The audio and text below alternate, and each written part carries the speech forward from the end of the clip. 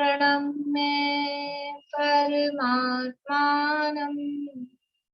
सिद्धं त्रैलोक्यवन्दितम् स्वाभाविक चिदानन्द स्वरूपं निर्मलाव्ययम् शुद्धजीवादिद्रव्याणां देशिकं च जिनेश्वरम् द्रव्यसङ्ग्रहसूत्राणां वृत्तिं भक्षे समासतः जीवमजीवमदवम् जिणवरवसहेण जीर्णनेत्रेष्ठम् देविन्दविन्दवन्दम् वन्दे तं सर्वदा शिरसा कहे जीव अजीव जिनवर वृषभ ने लोक में वे वंद्य सुरपति वृंद से वंदन करूं कर जोड़।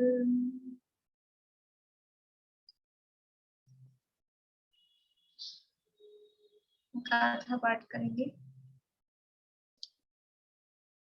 चलिए बोलिए।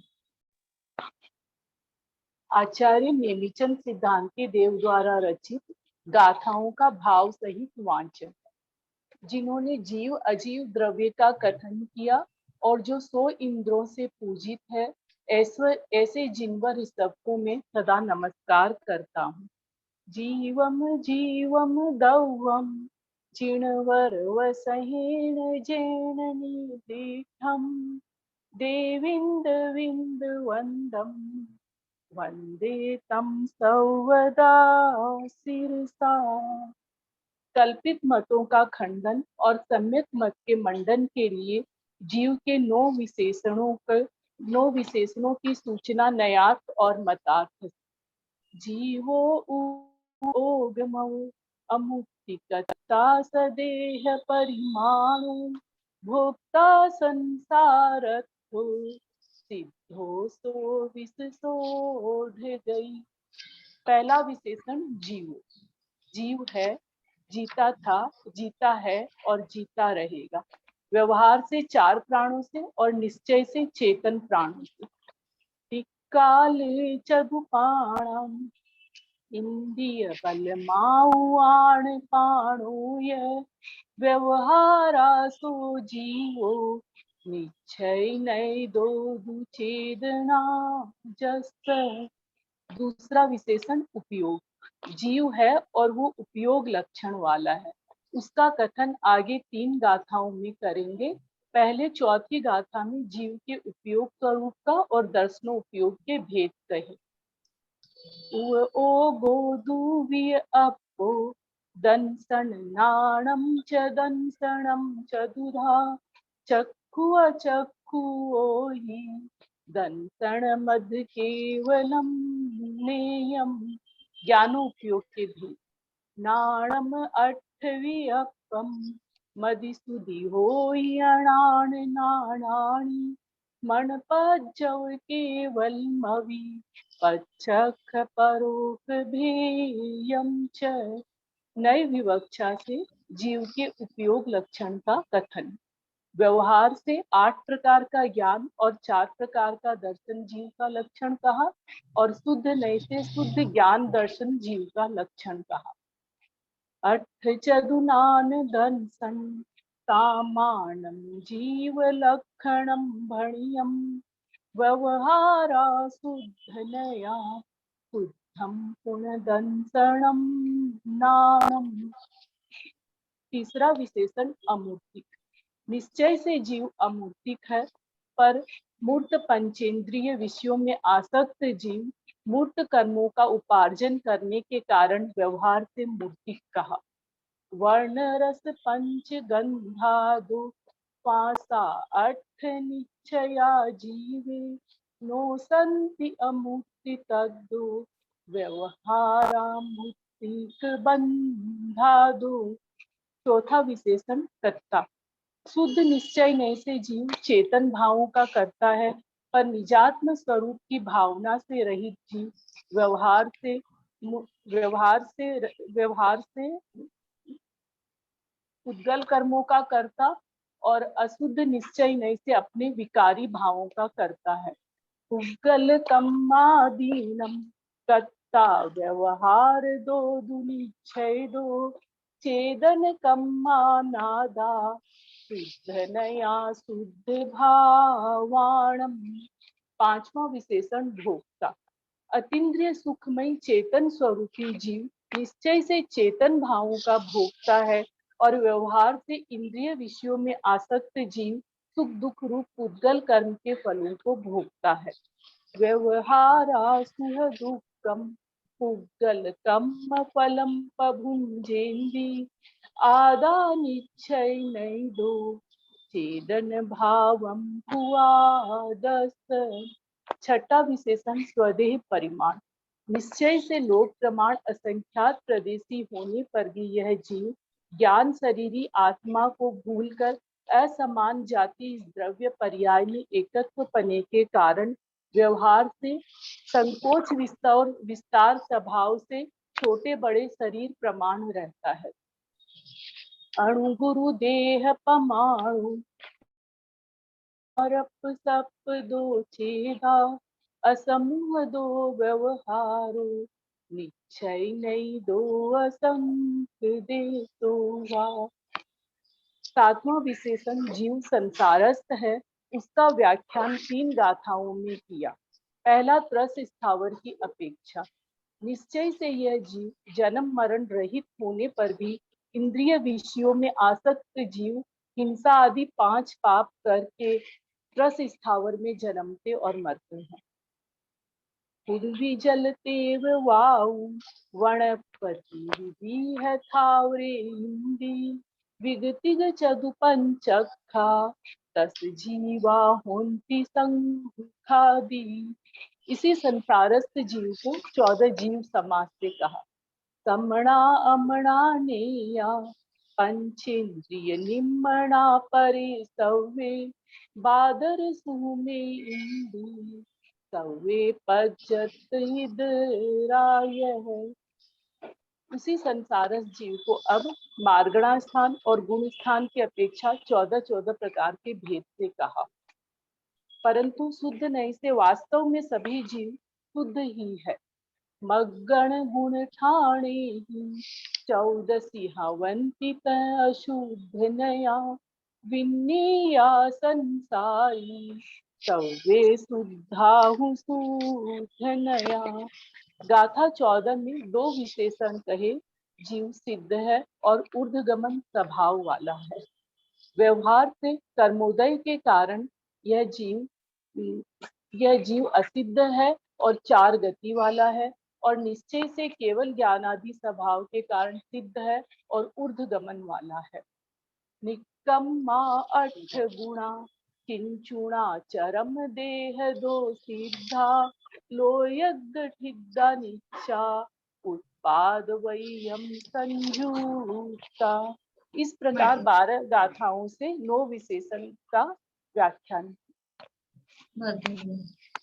एक जो ये छठी गाथा है, बोलिए। अठ चतुनान अठ चतुनान दंसन सामानम जीवल सामानम नहीं है, सामन्नम। सामन्नम जीव लक्षणम भण्यम व्यवहारा शुद्ध नया शुद्धम पुण्यदंसनम। बढ़िया। अपनी चर्चा चल रही है यहाँ पर द्रव्य संग्रह के अंतर्गत तीसरा अधिकार अंतिम अधिकार। अंतिम अधिकार का अंतिम प्रकरण ध्यान का प्रकरण। ध्यान में भी परम ध्यान क्या है, उत्कृष्ट ध्यान क्या है, वो यहाँ पर बता रहे हैं। 56 नंबर की गाथा है। Page number 254।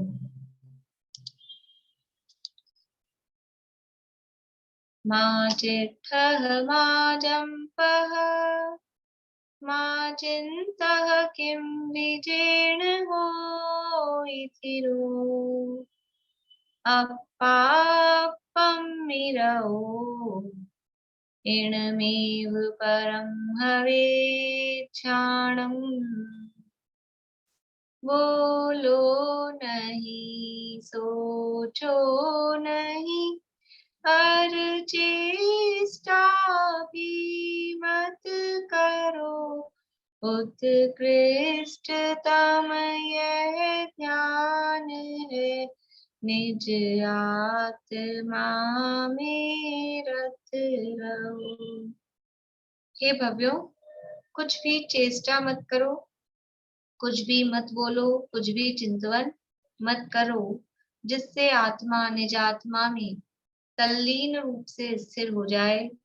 यही यानी आत्मा में लीनता ही परम ध्यान है। उत्कृष्ट ध्यान क्या है, परम ध्यान क्या है? आत्मा में लीनता। अभी जो पीछे ध्यान बताए वो सबके किसमें लीनता की चर्चा चल रही थी, वहां पदस्थ ध्यान, पिंडस्थ ध्यान, मुख्य रूप से पदस्थ ध्यान की बात थी। तो वहां पंचपरमेष्ठी के स्वरूप के ध्यान की बात थी। वहां उनके स्वरूप का ध्यान करके उसमें लीन हो रहे थे। वो उत्कृष्ट ध्यान नहीं है। उत्कृष्ट ध्यान क्या है कि अप्पा अप्पम्मी रहो, आत्मा आत्मा में ही लीन रहे, वही परम ध्यान है, वही उत्कृष्ट ध्यान है। तो ये जो परम ध्यान है कि आत्मा आत्मा में ही लीन रहे, ये कब होता है? कब होता है मतलब कौन से गुण स्थान में होता है? तो यहाँ जो चर्चा चल रही है चौथे से प्रारंभ हो जाता है। यानी ये अप्पा अप्पम्मी रहो ऐसा नहीं है कि वो सिद्ध दशा वाली बात यहाँ चल रही है। सिद्ध दशा में आत्मा आत्मा में लीन है और अंध दशा में आत्मा आत्मा में लीन है, वो तो है ही। लेकिन यहाँ तो ये उत्कृष्ट ध्यान ये यहीं से शुरू कर रहे हैं, यहीं से बता रहे हैं।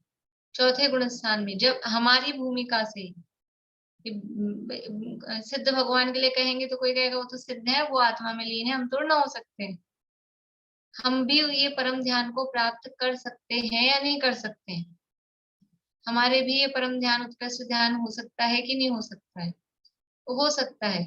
और क्या करना है उसके लिए कि कुछ मत बोलो, कुछ मत सोचो, कुछ काय से शरीर से कुछ क्रियाकलाप मत करो।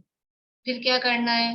ये करना कुछ नहीं है। जब ये सब रुक जाएगा तो आत्मा आत्मा में लीन हो जाएगा और उसी का नाम परम ध्यान है। उसका स्वरूप यहाँ पर बता रहे हैं। देखिए, ये अब उत्कृष्ट ध्यान का स्वरूप तो बताया ही था कि किस तरह से आत्मा आत्मा में लीन होता है।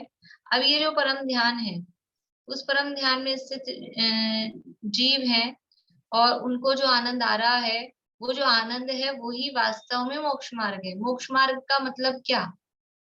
मोक्ष मार्ग का मतलब है अतीन्द्रिय आनंद की दशा। अतीन्द्रिय आनंद का दूसरा नाम मोक्ष मार्ग। सम्यक दर्शन ज्ञान चरित्र का मतलब क्या? सम्यक दर्शन ज्ञान चरित्र का मतलब भी है वो अतीन्द्रिय आनंद। तो वो जो अतीन्द्रिय आनंद है, परमानंद, परमानंद रूप वितराग सुख है, वो ही निश्चय से मोक्ष मार्ग है। यहाँ सुख को क्यों हाईलाइट कर रहे हैं? क्योंकि जी हमारा प्रयोजन क्या है? सुखी होना हमारा प्रयोजन है। और यदि सुख नहीं प्राप्त हो तो फिर उस दशा में कि हम उसको प्राप्त करने का उपाय क्यों करेंगे? इसलिए चाहे सम्यक दर्शन का हो, चाहे सुख का हो, आप लोगों को ध्यान होगा छह ढाला की जो पांचवी ढाल है 12 भावना, उसमें जो संवर का छंद है, जिन पुण्य पाप नहीं कीना आत्म अनुभव चित दीना तिन ही विधि आवत रोके संवर लही सुख अवलोके। यानी जिन्होंने पुण्य पाप नहीं किया, मतलब क्या हुआ? वितराग भाव हुआ। पुण्य पाप नहीं हुआ यानी वितराग भाव। और आत्म अनुभव चित्त दीना, अपना जो चित्त है, अपना जो उपयोग है वो आत्मा के अनुभव में लगाया। ये सब एकार्थवाची के रूप में समझना है। पुण्य पाप नहीं कीना मतलब वितराग भाव इज इक्वल्स टू आत्म अनुभव चित्त दीना, आत्मा के अनुभव में चित्त दिया, इज इक्वल्स टू तिन ही विधि आवत रोके, उन्होंने ही कर्मों का आना रोका है, उन्हीं के आते हुए कर्म रुके हैं, मतलब उन्हीं के संवर हुआ है। तो चाहे वितराग भाव कहो, चाहे आत्मा क्या अनुभव की दशा कहो, चाहे संवर कहो, और संवर लही सुख अवलोके या सुख कहो, तो संवर कहो, सुख कहो, सम्यक दर्शन कहो, आत्मा का अनुभव कहो, वितराग भाव कहो, ये सब एकार्थवाची है। संवर और सम्यक दर्शन कई बार अपन चर्चा करते हैं।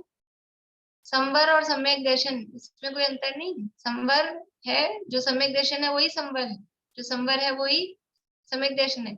जब अंतर करते हैं तो क्योंकि शब्द अलग है तो नाम भेद से वो शब्द भेद के आधार पे हम भेद भी कहेंगे, लेकिन वास्तव में सम्यक दर्शन जब है जो है वही संवर है, तभी कर्म आना रुक रहे हैं। और वही सुख है। सुख की उत्पत्ति कब होती है? जब सम्यक दर्शन होता है, जब संवर होता है, जब वितराग भाव होता है, जब उपयोग आत्मा में लीन होता है, तभी तो सुख की उत्पत्ति होती है। इसलिए चाहे सुख कहो, चाहे संवर कहो, चाहे वितराग भाव कहो, चाहे आत्मा आत्मा आप मम्मी रहो ये कहो, सब एकार्थवाची है। वही बात यहाँ कह रहे हैं कि उस परम ध्यान में, पेज नंबर 255 पे बीच वाला पैराग्राफ से अपन पढ़ रहे हैं।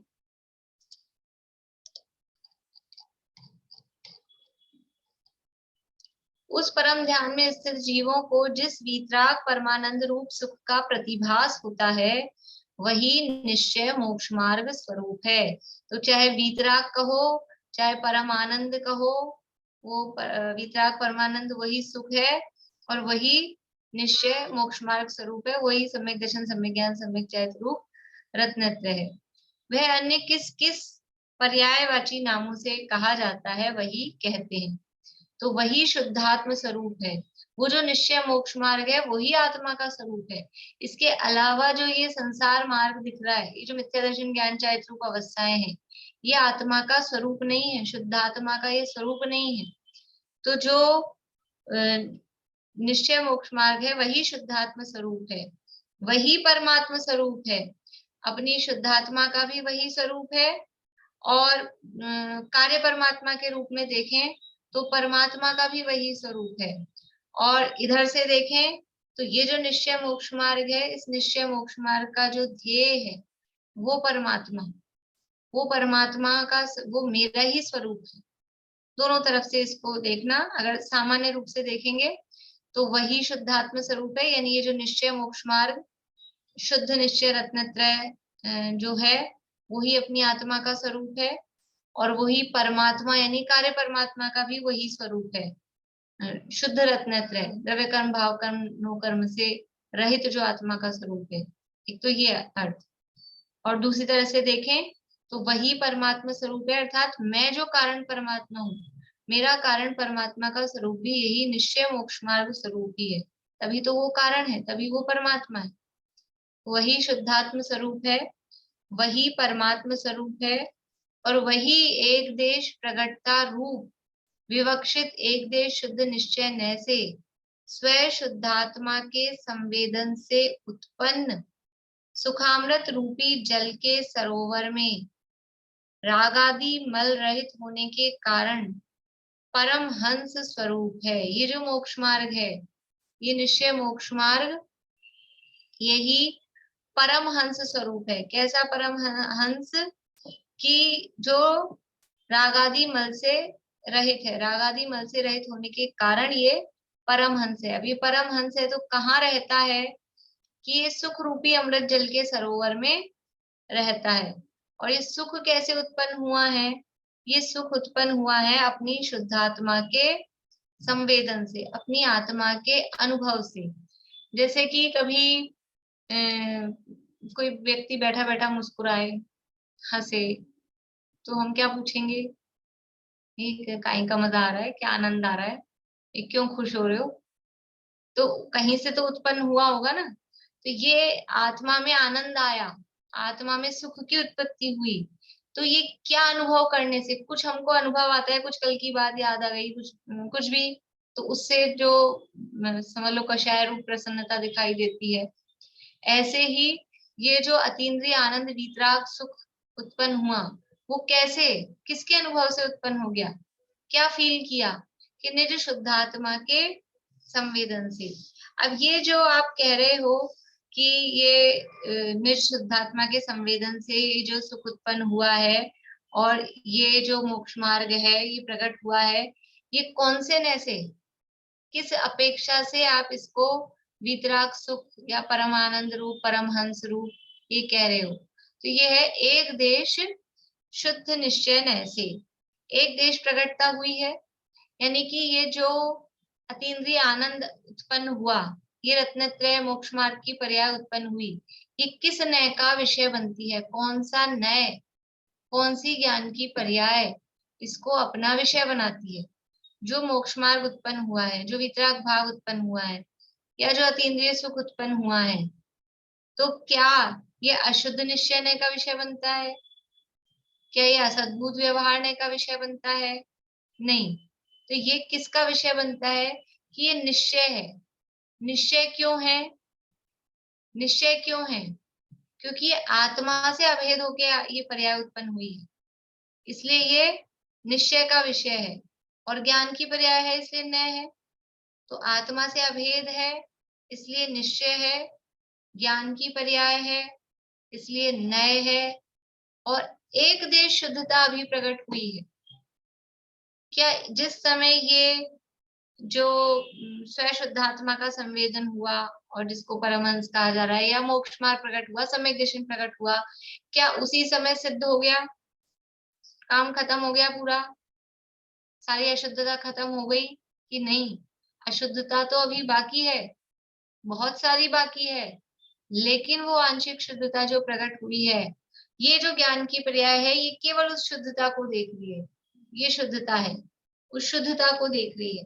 तो ये जो कुछ लोग नए हैं ना, ज्यादा नए नहीं समझते हैं, समझ लो एक दो लोग हैं ऐसे, जैसे कि कविता जी, एक गिलास है और उसमें पानी है।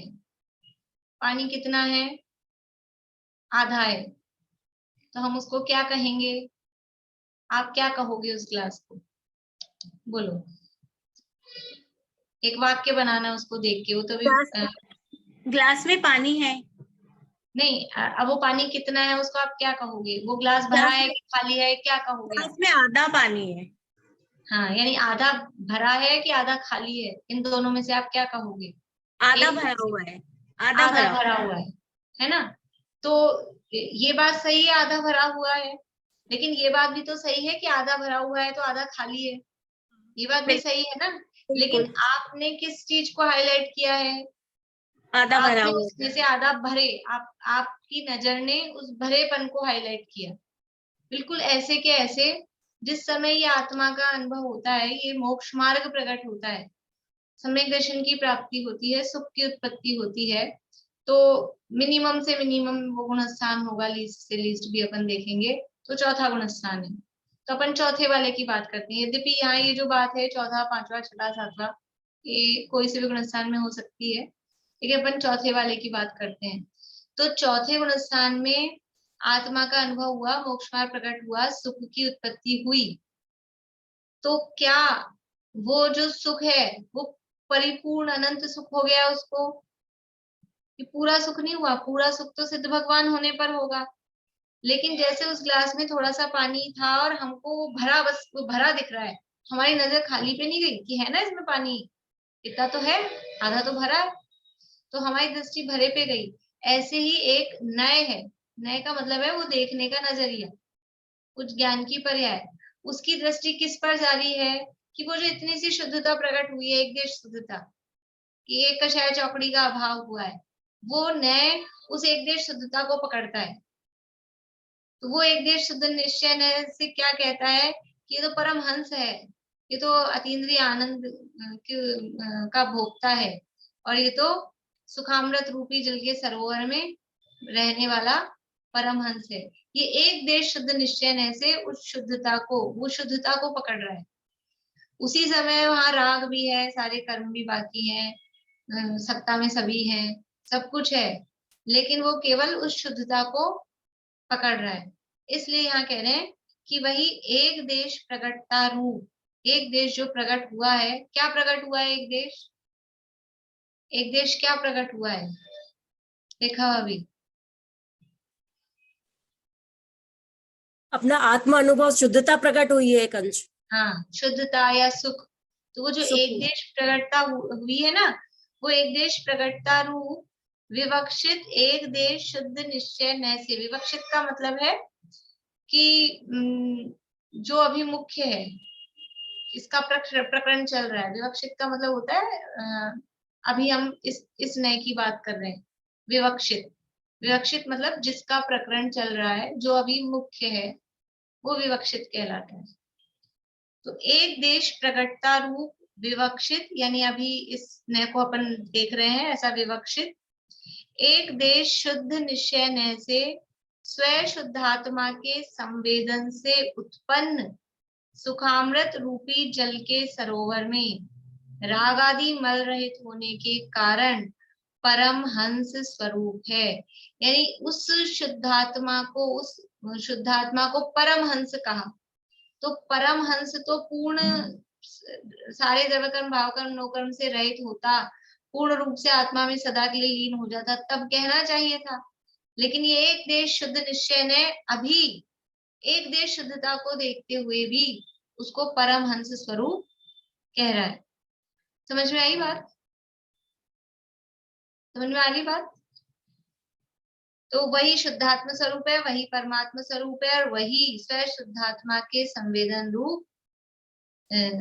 से उत्पन्न सुखामृत रूपी जल के सरोवर में राग आदि मल रहित होने के कारण परम हंस स्वरूप है। इस एक देश व्यक्ति रूप शुद्ध नय के व्याख्यान को परम ध्यान भावना की नाम माला में यथासंभव सर्वत्र योजन करना।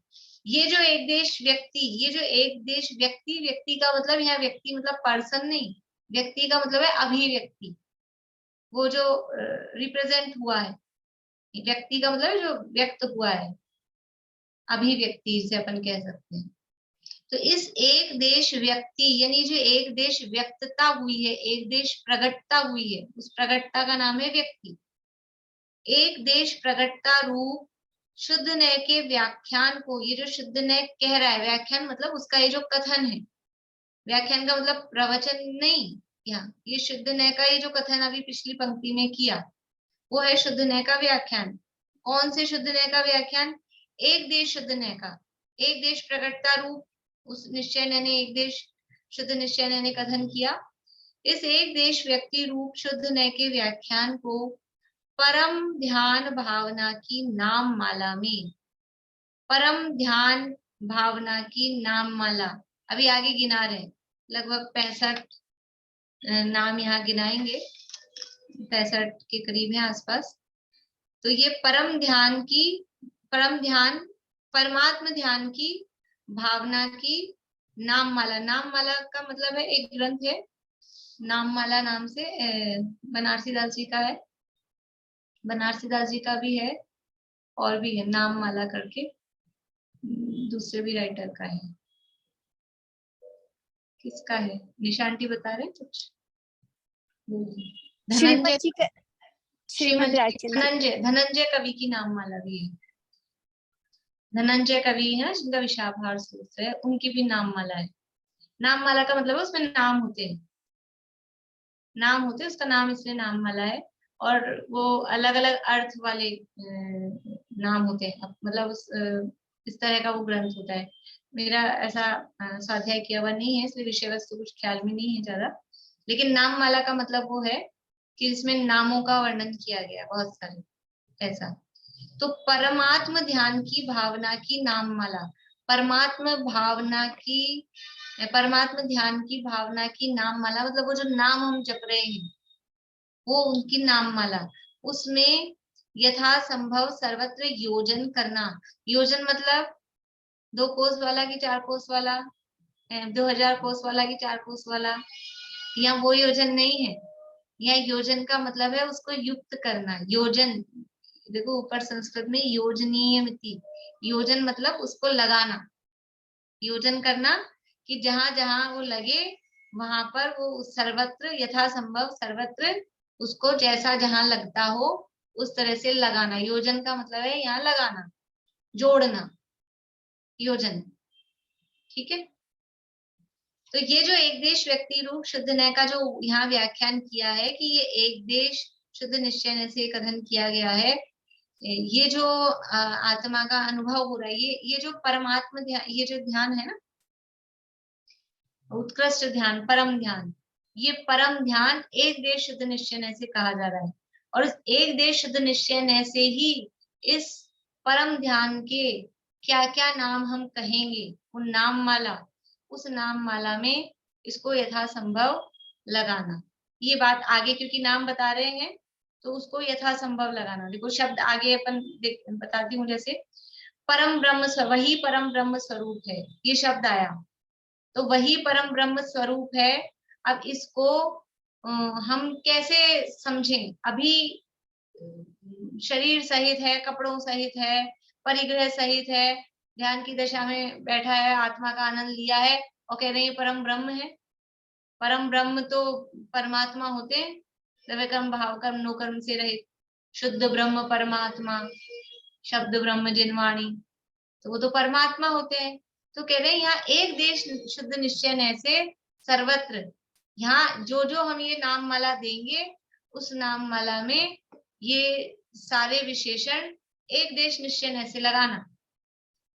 ये जितने भी विशेषण हम देंगे इस ध्यान के लिए, इस मोक्ष मार्ग के लिए, इस आत्मा के अनुभव के लिए, उसको आप एक देश निश्चय नय से लगाना।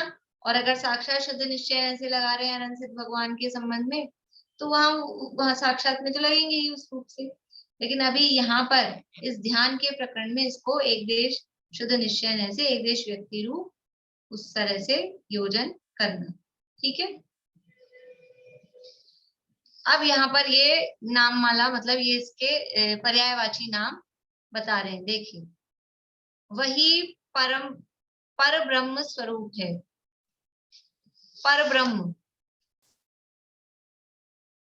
पर ब्रह्म, ब्रह्म किसे कहते हैं? ब्रह्म, ब्रह्म किसे कहते हैं? बोले रेखा। अपनी शुद्धात्मा। शुद्धात्मा, ठीक है। और अन्य मतों में? अन्य मतों में तो वो ब्रह्मा विष्णु जो मानते हैं भगवान ब्रह्मा सृष्टि के रचयिता। हाँ, सृष्टि के रचयिता, बढ़िया। बोलिए सुमन जी। नहीं, मैं भी वही कह रही थी, आत्मा को ब्रह्म मतलब आत्मा। ब्रह्म मतलब आत्मा, ब्रह्म मतलब आत्मा। लेकिन हम जो अन्य मत में जो ब्रह्म, वहां पे भी वो आत्मा का ही अर्थ देना चाहते हैं, लेकिन वो ऐसा मानते हैं बस वो एक ही है। सेजल जी आप कुछ कह रहे हैं?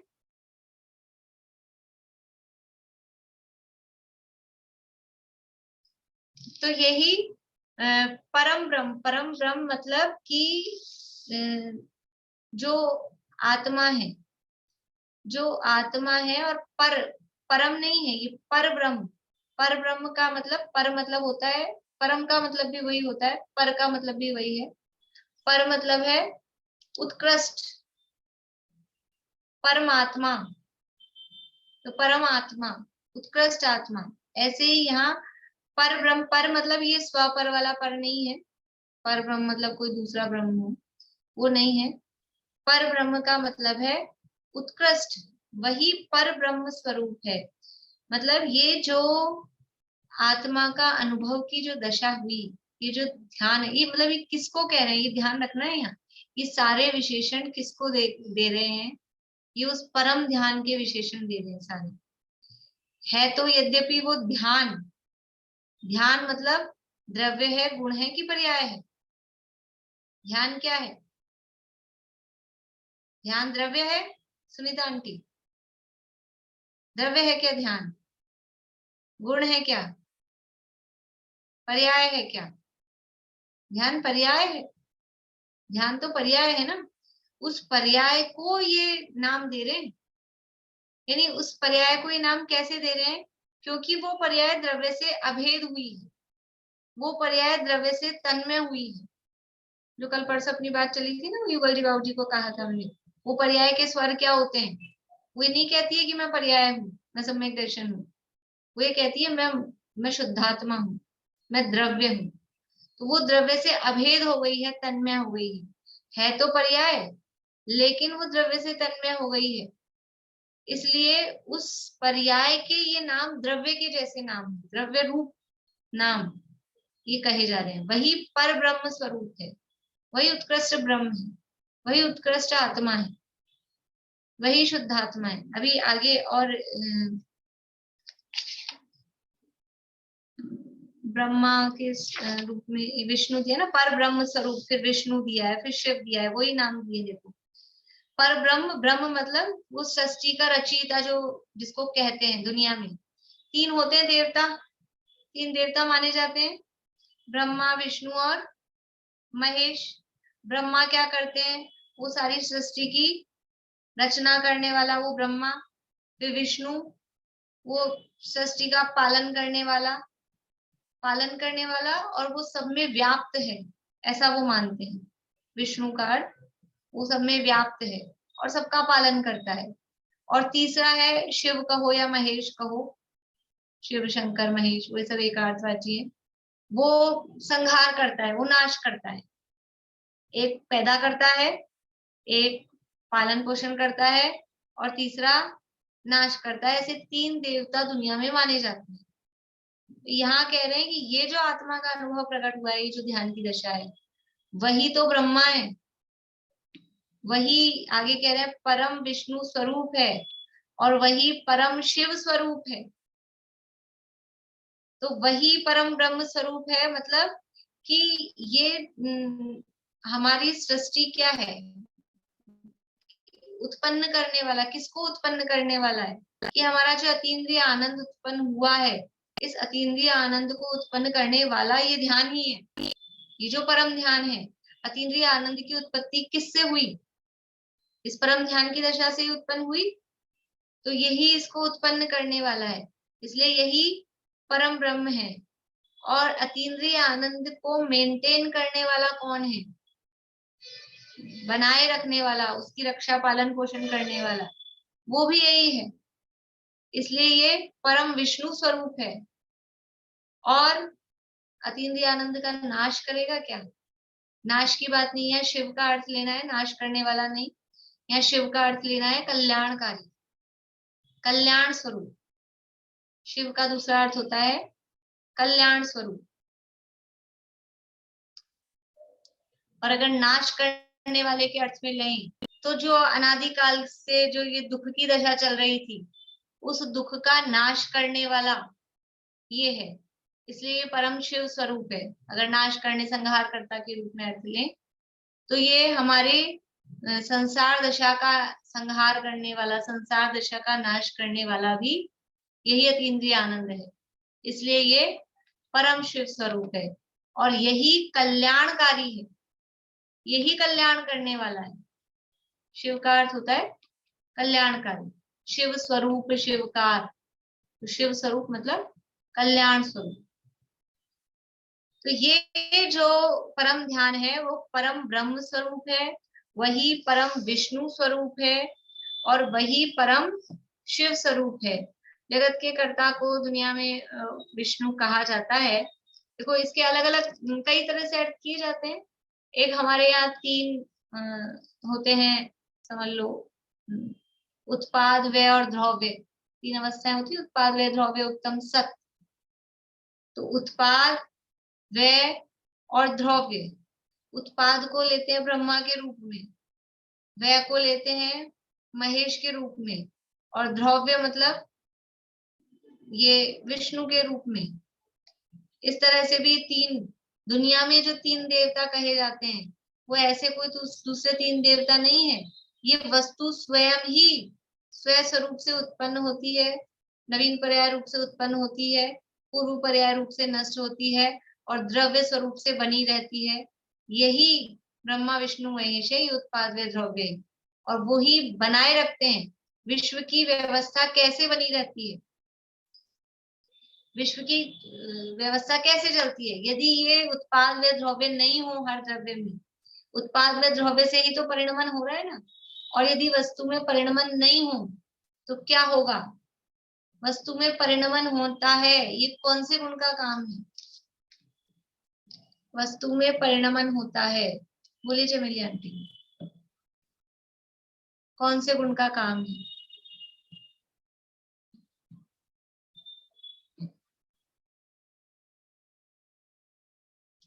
बोल रहे हैं कि नहीं बोल रहे हैं? तो समझ नहीं आ रहा मुझे, नहीं अभी ध्यान नहीं आ रहा। ध्यान नहीं आ रहा।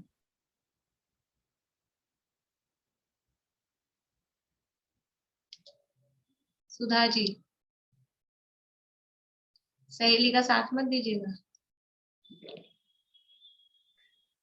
ऐसे ऐसे इसमें मित्रता नहीं निभानी चाहिए।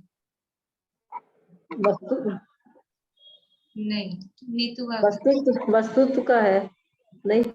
प्रमेयत्व नहीं, सुमन जी, अस्तित्व गुण।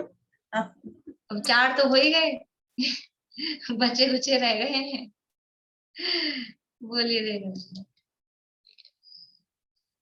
द्रव्यत्व गुण का। द्रव्यत्व गुण, द्रव्यत्व गुण जिस शक्ति के कारण द्रव्य की अवस्था निरंतर बदलती रहती है उसमें परिणमन होता है, तो द्रव्यत्व गुण का काम है। तो यदि वस्तु में ये परिणमन नहीं हो, उत्पाद व नहीं हो, तो वो एक गुण कहाँ जाएगा? द्रव्यत्व गुण खत्म हो जाएगा। और यदि द्रव्य में से एक गुण निकल गया, एक गुण का नाश हो गया, इसका मतलब पूरे द्रव्य का नाश। अपने जैसे समझ लीजिए स्वेटर होते हैं और कुछ भी है, वो स्वेटर में से एक, वो मान लो हाथ का बुना हुआ है, एक फंदा निकल गया, फंदा बोलते हैं ना वो, मालूम होगा, बनाते हैं तो वो एक उधड़ गया है जरा सा, एक ही तो उधड़ा है, इतना सा, एक नहीं उधड़ा है, अब ये पूरा खुलेगा कि द्रव्य में से एक ही तो गुण निकाला है, एक गुण नहीं निकला है। अपने मकान बनाए, बीच में से एक ईंट निकाल लो बस, कि वो पूरा ही हिलेगा फिर, तो द्रव्य का नाश हो जाएगा यदि एक गुण का नाश हुआ। इसलिए ये द्रव्य में परिणमन इस माध्यम से चलता रहता है। तो ये जो ध्यान है, यहाँ तो उस परम ध्यान की बात चल रही है, वो ध्यान ही परम ब्रह्म स्वरूप है, परम विष्णु स्वरूप है, परम शिव स्वरूप है। यदि ये आत्मा का अनुभव नहीं हो, ये आत्मा के अनुभव से ही आत्मा जीवित है, ये मेंटेन है, और आज तक आत्मा का अनुभव नहीं हुआ, ये परम ध्यान नहीं हुआ, तो क्या है? वो मरे जैसा ही है, यद्यपि मरता नहीं है, लेकिन अपने स्वरूप का ज्ञान नहीं है, तो अपने से अनजान, वो इसीलिए तो मरता आया है। यो भाव कर्म या भाव मरण सदियों से करता आया हूं। इसलिए ये जो मोक्ष मार्ग है, ये मोक्ष मार्ग परम ब्रह्म स्वरूप है, यही परम विष्णु स्वरूप है, और यही परम शिव स्वरूप है। दूसरे कोई भी, मतलब ऐसा कह के वस्तु स्वरूप भी बताया और ग्रहित मिथ्यात्व को भी छुड़ाया। ये शब्द कह के क्या कहना चाह रहे हैं? ये शब्द वस्तु स्वरूप को भी बता रहे हैं, और यदि कोई ग्रहित मिथ्यात्व में इधर उधर नजर जा रही है तो ग्रहित मिथ्यात्व को भी छुड़ाया जा रहा है। ये मोक्ष मार्ग ही परम ब्रह्म है, परम विष्णु है और परम शिव स्वरूप है। वही परम बुद्ध स्वरूप है, बुद्ध वीर जिन हरिहर ब्रह्मा, या उसको स्वाधीन कहो। कि ठीक है सब एक ही है ना, कुछ भी कहो कि कुछ भी नहीं कहो, पहले कहा है जिसने राग द्वेष काम आदि जीते सब जग जान लिया, वो है मोक्ष मार्ग का निष्प्रय हो उपदेश दिया। फिर आप उसको बुद्ध कहो, वीर कहो, जिन कहो, हरि कहो, हर कहो, ब्रह्मा कहो, लेकिन क्वालिटी क्या होनी चाहिए कि राग द्वेष कामादिक जीते, यानी वीतराग हो, और सब जग जान लिया, यानी सर्वज्ञ हो, और सब जीवों को मोक्ष मार्ग का निष्प्रय हो उपदेश दिया, यानी हितोपदेशी हो। यानी जो वीतरागी, सर्वज्ञ और हितोपदेशी है, फिर आप उसको जिन कहो, शिव कहो, ब्रह्मा कहो, फिर कुछ भी कहो, लेकिन क्वालिटी ये होनी चाहिए। रागी द्वेषी हो और फिर आप उसको ब्रह्मा कह के या उसको बुद्ध कह के, क्या आपने कहा बुद्ध को माने, तब नहीं चलेगा। वीतरागी सर्वज्ञ हितोपदेशी बना होना चाहिए। तो ऐसे ही वही परम बुद्ध स्वरूप है। बुद्ध का मतलब, बुद्ध शब्द है वो ज्ञान का वाचक है, ज्ञान के अर्थ में आता है। तो वही परम बुद्ध स्वरूप, परम बुद्ध स्वरूप यानी परम ज्ञान स्वरूप, मतलब उत्कृष्ट ज्ञान स्वरूप, अनंत ज्ञान स्वरूप, केवल ज्ञान स्वरूप कौन है? ये मोक्ष मार्ग। और मोक्ष मार्ग का मतलब मोक्ष मार्ग नहीं, मोक्ष मार्ग का मतलब वो उस आत्मा से अभेद तन्मय रूप जो ये मोक्ष मार्ग है, वो ये द्रव्य से अभेद पर्याय की बात चल रही है। इसलिए वही परम ब्रह्म स्वरूप है, परम विष्णु स्वरूप है, परम शिव स्वरूप है और परम बुद्ध स्वरूप है। ये जो बुद्ध का स्वरूप जो माना जाता है कि वो बुद्ध है, गौतम बुद्ध हुए, उनकी बात नहीं है, लेकिन ये ज्ञान की पर्याय, जो ज्ञान की पूर्णता है, परम बुद्ध ज्ञान की जो परिपूर्णता है वो भी इस स्वरूप ही है। आप कहोगे कि अभी कहाँ ज्ञान पूरा हुआ है? अभी तो कह रहे हो एक देश शुद्ध निश्चय से चौथे गुण स्थान की बात है, और फिर अभी कह रहे हो अनंत ज्ञान है। क्या ज्ञान पूरा हो गया है? अभी ज्ञान पूरा हो गया है क्या? ये हो गया है कि जिसको जानना था, जानने योग को जान लिया, इसलिए ज्ञान पूरा हो गया। बाकी बाकी धीरे धीरे वो जो पूरा होना है। देखो, असली जानना किसका था? किसको जानना था? एक अपनी आत्मा को जानना था, एक अपनी आत्मा को जान लिया, अप्पा पम्मी रहो, आत्मा आत्मा को जानकर उसमें लीन हो गया, बिना जाने तो लीन हुआ नहीं था। अप्पा पम्मी रहो हो गया। अब बाकी की दुनिया जानने में आए चाहे नहीं आए, उससे क्या मतलब है? इसलिए यही परम बुद्ध है। और फिर बाकी की दुनिया तो जानने में आ ही जाएगी अपने आप बाद में, धीरे धीरे समय पाकर जैसे ऊपर बढ़ेगा। लेकिन असली तो ये है कि ये जो जानना था, ये जाना कि नहीं जाना, ये जान लिया। इसलिए वही परम बुद्ध स्वरूप है, वही परम जिन स्वरूप है। कैसा है जिन? किसे कहते हैं? जिन किसे कहते हैं? बोलिए समझ। जीतने वाले को। जीतने वाले को। किसको जीते? क्रिकेट के मैच को कि शतरंज के मैच को? अपने कर्म शत्रुओं को जीतने वाले को। बढ़िया, बोलिए नीतू। जिसने अपने मोह राग द्वेष को जीता। बढ़िया। मोह राग द्वेष और इंद्रियों को जीता, कर्मों को जीता, वो जिन है। तो वही परम जिन स्वरूप है, क्योंकि ऊपर कहा ना वो वीतराग परमानंद सुख का, उसने मोह राग द्वेष को, इंद्रियों को, कर्मों को, सबको जीत लिया। वही परम जिन स्वरूप है। ये मोक्ष मार्ग, ये मोक्ष मार्ग, ये जो निशुद्ध निश्चय से अभेद रत्नत्रय जो प्रकट हुआ है, जो परम ध्यान की अवस्था है, यानी इसकी महिमा बता रहे। क्यों बता रहे? इतने सारे शब्द बताएंगे और इसकी महिमा कि इसको प्राप्त करो, यही प्राप्त करने योग्य है, यही परम ध्यान है, और कुछ करने योग्य नहीं। करने योग्य कार्य केवल एक यही है। क्या? माँ चिट्ठ माँ जंप माँ चिंतः किम विजेण हो इथिरो अप्पापम्मिरो। बस अप्पापम्मिरो। आज दिन भर ये चलना चाहिए सबके। अप्पापम्मिरो, आत्मा आत्मा में लीन रहो। अपने को बार बार में उपदेश दो, आत्मा आत्मा में लीन रहो। यही ये इसकी महिमा बताई जा रही है। ये जो बता रहे हैं ना, ये नाम माला, ये नाम माला क्या है? ये उसकी महिमा कि यही सब कुछ है। जैसे ऐसा होता है कभी कभी कोई समझ लो पत्नी अपने पति के लिए, स्त्री अपने यानी पुरुष के लिए, या समझ लो माँ बेटे के संबंध में भी, कि कोई बड़े बड़े नाम हो, माँ बेटे का लगा लेते हैं, तो कोई बड़े बड़े नाम हो, जीतने वाले हों, बड़े बड़े प्लेयर हों, क्रिकेटर हों, एक से एक समझ लो रूप में, ज्ञान में, सब में जो टॉप के लोग हों, तो क्या कहेंगे? मेरा तो यही है, सचिन तेंदुलकर भी यही है, मेरा तो ऋतिक रोशन भी यही है। मैं अपने बेटे को ही वो क्या समझती है? यही मेरा सब कुछ है। ऐसे ही ये जो आत्मा आत्मा में लीन हुआ है, जो मोक्ष मार्ग प्रकट हुआ, ये मोक्ष मार्गी जो दुनिया में जिनको हम बड़ा समझ रहे हैं और जिनको हम आराधना कर रहे हैं, जिनकी आराधना करना चाह रहे हैं, वही थे ना ब्रह्मा विष्णु शिव बुद्ध जिन, इनकी आराधना करना चाहते हैं ना।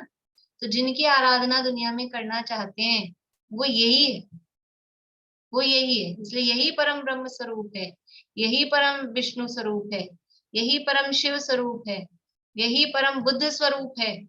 4 हो गए। वही परम जिन स्वरूप है। देखो पहले दूसरों के नाम लिए, ये तो सब दूसरों के थे ना, दूसरों के दूसरों के लगते हैं, दूसरों के लगते हैं। और साथ में वही परम जिन स्वरूप, बिल्कुल जो मेरी भावना में है ना, भाव समझ लो यहीं के भाव हैं। बुद्ध वीर जिन हरिहर ब्रह्मा, तो जिन भी कहा, हरिहर ब्रह्मा भी कहा, तो वही परम जिन स्वरूप है। मतलब ये जो मोक्ष मार्ग है, ये मोक्ष मार्ग ही परम जिन, जिन मतलब जिनेंद्र भगवान, जिसने मोहराग देश और इंद्रियों को जीता, ऐसे वो परम जिन स्वरूप है। और वही परम स्वात्मोपलब्धि लक्षण सिद्ध स्वरूप है। ये अभी 5 विशेषण हुए, ये याद करेंगे अपन। तो 5 आज में भी तो याद हो गए, तो सरल ही थे। परम ब्रह्म स्वरूप है, परम विष्णु स्वरूप है, परम शिव स्वरूप है, परम बुद्ध स्वरूप है, परम जिन स्वरूप है। तो सरल है अभी, ये तो याद हो ही गए। आगे की और चर्चा फिर अपन करेंगे, ज्यादा समय नहीं लगेगा। ये तो विशेषण है, कहीं जरूरत होगी तो विशेष करेंगे। बाकी तो जितना अपन उसको फील कर पाए, फीलिंग की चीज है। अब करना सामयिक, ऐसा नहीं 10 लक्षण पूरे हो गए तो सामयिक नहीं करें। ये बैठ के ही 10 मिनट का 15 मिनट का ही समय हो, आधा घंटे का समय हो, तो उपयोग स्थिर होके ये विचार करें कि अप्पा अप्पम मीरो और माँ चिट्ठ माँ जंप माँ चिंत, अप्पा अप्पम मीरो, और फिर ये आत्मा के स्वरूप का विचार करें और उस आत्मा को प्राप्त करें। ये गाथा इसलिए लिखी है कि गाथा का पढ़ के सुन के समझ के ये जीव अपने स्वरूप को प्राप्त कर ले तो आचार्य का गाथा लिखना सार्थक हो, हमारा गाथा पढ़ना सार्थक हो जाए, हम अपने आत्मा के स्वरूप को प्राप्त करें।